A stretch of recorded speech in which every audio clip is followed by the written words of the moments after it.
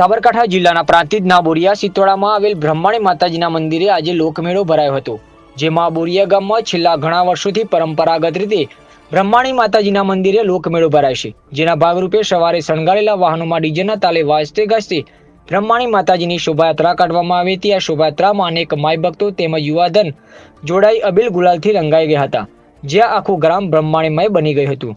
ત્યારે આ પ્રસંગે માતાજીને ધ્વજારોહણ કરી તેમજ માતાજીના મંદિરે હવન કરવામાં આવ્યું હતું।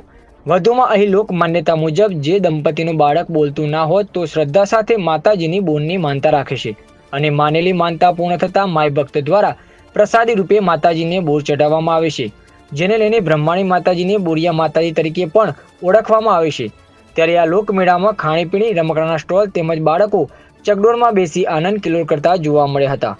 ત્યારે લોકમેળામાં આસપાસના ગ્રામજનો મેળાનો આનંદ માણી માતાજીના દર્શન કરી પ્રસાદ લઈ ધન્યતા અનુભવી હતી।